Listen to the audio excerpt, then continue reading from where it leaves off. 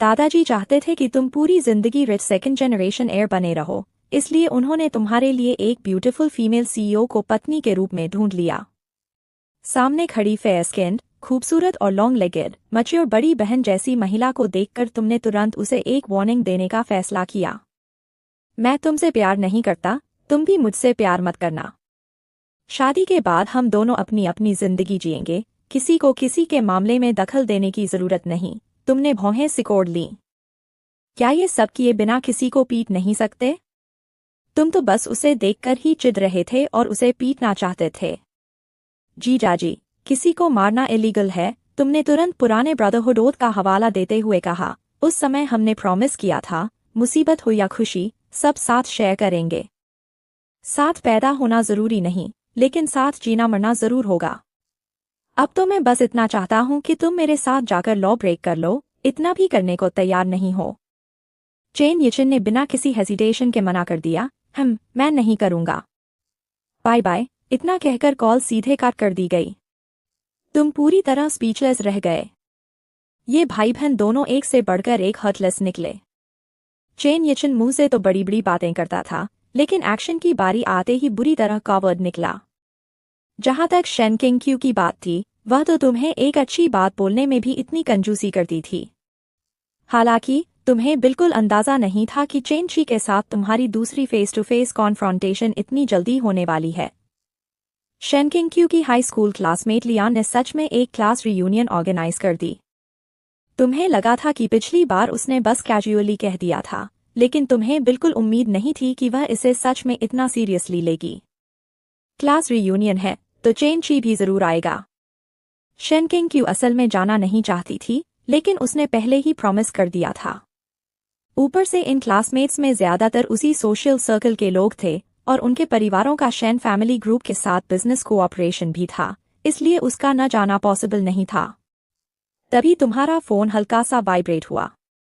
Shane king Q का message आया, आज रात कोई काम है? अगर कोई काम नहीं है तो मेरे साथ एक क्लास रियूनियन में चलोगे? तुम तुरंत अलर्ट हो गए। Class reunion? वह तो ईमानदारी से बता रही हूं, लियान ने ऑर्गेनाइज की है और चेन शी भी वहां होगा। तुम एक पल के लिए बिल्कुल साइलेंट हो गए। शेन किंग क्यू ने तुम्हारी चुप्पी देखकर फिर मैसेज किया, अगर तुम्हारे पास टाइम नहीं है तो रहने दो। क्या मजाक कर रही हो? तुमने तुरंत रिप्लाई किया, मेरे पास टाइम है। टाइम और लोकेशन भेजो। उसके भेजे हुए एड्रेस को देखते ही तुम्हारे होठों पर एक हल्की सी कोल्ड स्माइल आ गई। बैटलफील्ड तय हो चुका था। अब बस तुम्हारे इस कहानी के मेन कैरेक्टर के एंट्री करने का इंतजार था। दोपहर में तुमने सीधे अर्ली लीव ले ली। जैसे ही घर पहुंचे, बटलर स्टुअर्ट झाओ मुस्कुराते हुए तुम्हारा स्वागत करने आया। यंग मास्टर, आज इतनी जल्दी कैसे? तुमने ठंडे भाव से उसकी तरफ देखा और भारी आवाज में कहा, ओल्ड झाओ मेरे साथ चलो। बटलर के दिल में अचानक धक्सा हुआ और उसे तुरंत लगा कि कुछ तो गड़बड़ है।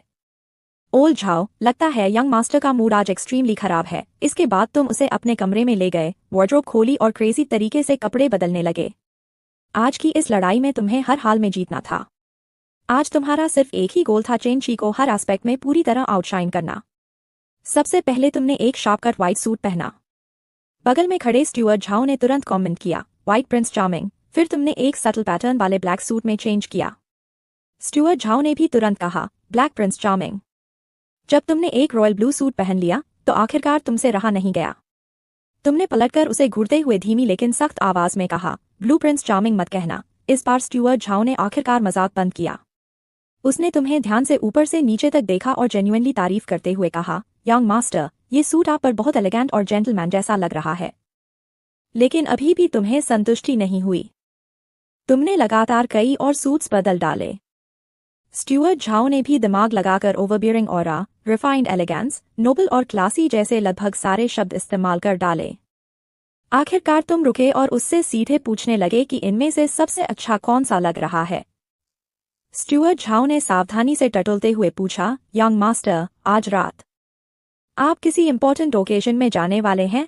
तुमने उसे एक नज़र घूरकर कहा, मैंने पूछा है कौन सा सूट अच्छा लग रहा है, बस वही बताओ। एक बूढ़े आदमी को इतना ज्यादा पूछताछ करने की क्या जरूरत है? बटलर मुस्कुराते हुए समझाने लगा, ओकेजन कैसा है ये पता होगा तभी तो मैं आपको सबसे सूटेबल एडवाइस दे पाऊंगा। आखिरकार तुम्हें ना चाहते हुए भी सच बताना पड़ा। आज रात शन किंग के हाई स्कूल क्लासमेट्स के साथ डिनर है। स्टुअर्ट झाओ बहुत समझदार इंसान था। उसने बात सुनते ही तुरंत सब समझ लिया और उसकी आंखों में एक नोइंग स्माइल चमक उठी। क्लासमेट्स में यंग मैडम का कोई पुराना क्लोज गाय भी है ना? यह सुनते ही तुम्हें इतना गुस्सा आया कि लगभग उसका मुंह ही बंद कर देने का मन हुआ। पुराना क्लोज गाय?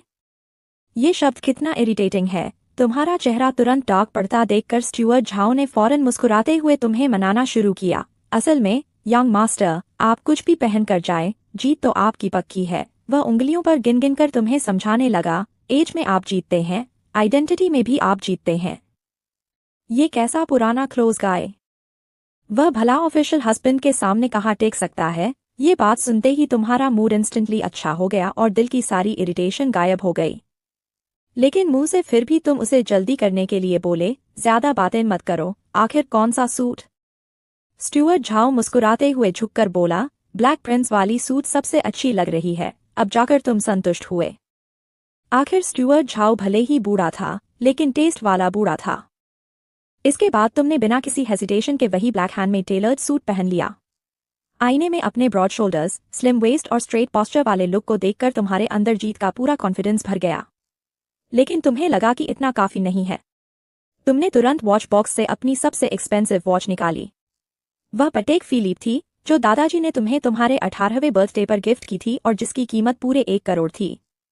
फिर भी तुम्हें लगा कि अभी कुछ और चाहिए। तुमने तुरंत स्टुअर्ट झाओ को आदेश दिया कि गैराज में खड़ी तुम्हारी सबसे महंगी लक्जरी स्पोर्ट्स कार को इस तरह साफ करे कि उस पर धूल का एक कण भी न रहे। आज तुम्हें उस चेंची नाम के आदमी को सिर से पैर तक, अंदर से बाहर तक, हर पॉसिबल एस्पेक्ट में पूरी तरह आउटशाइन करना था। इसलिए तुमने अपनी मिलियनियन वॉच पहनी, अपनी top class sports car drive की और खुद शन किंग की कंपनी के नीचे जाकर उसका इंतजार करने लगे। जैसे ही वह कंपनी के एंट्रांस से बाहर निकली, उसकी नजर तुरंत तुम पर पड़ी। एक ब्लैक सुपर कार, उसके सामने कैजुअली खड़े तुम, और तुम्हारे ऊपर ब्लैक, परफेक्टली टेलर्ड सूट। तुम बस आराम से कार के बॉडी पर टिके हुए थे। सूट से लेकर लेदर शूज तक, कहीं भी एक भी क्रीज नहीं थी, हर चीज बिल्कुल स्पॉटलेस और फ्लॉलेस थी। तुम्हारी कलाई पर बंधी पटेक फिलिप पर पड़ती सनसेट की रोशनी एक बेहद चमकदार रिफ्लेक्शन पैदा कर रही थी। शन किंग तुम्हें देखते ही पल भर के लिए स्टैंड रह गई। उसने अनजाने में अपने आज के आउटफिट की तरफ नीचे देखा और उसे लगा कि शायद उसने कुछ ज्यादा ही कैजुअल कपड़े पहन लिए हैं, जो तुम्हारे इतने ड्रेस्ड अप लुक के सामने थोड़े कम लग रहे थे। फिर भी वह मुस्कुराते हुए तुम्हारी तरफ चलकर आई। उसकी आंखों में तुम्हारे लिए जेन्युइन सरप्राइज और एडमिरेशन साफ दिखाई दे रही थी। आज बहुत हैंडसम लग रहे हो, उसकी तारीफ सुनकर तुम्हारे अंदर खुशी और प्राइड भर गई, लेकिन बाहर से तुम अब भी अपनी यूजुअल एटीट्यूड दिखाते रहे। मैं किस दिन हैंडसम नहीं होता? वह मुस्कुराते हुए सिर हिलाकर तुम्हारी बात से सहमत हुई। सच में, आप हर दिन बहुत हैंडसम लगते हो। अगले ही पल, तुमने जेंटलमैन की तरह उसके लिए कार का डोर खोला। आसपास मौजूद लोगों की एनवी भरी निगाहों के बीच सुपरकार ने एक जोरदार रोर किया और तेजी से वहां से निकल गई। हालांकि जब तुम दोनों रेस्टोरेंट के प्राइवेट डाइनिंग रूम के बाहर पहुंचे, तो अंदर से अचानक एक तीखी बहस की आवाज सुनाई देने लगी।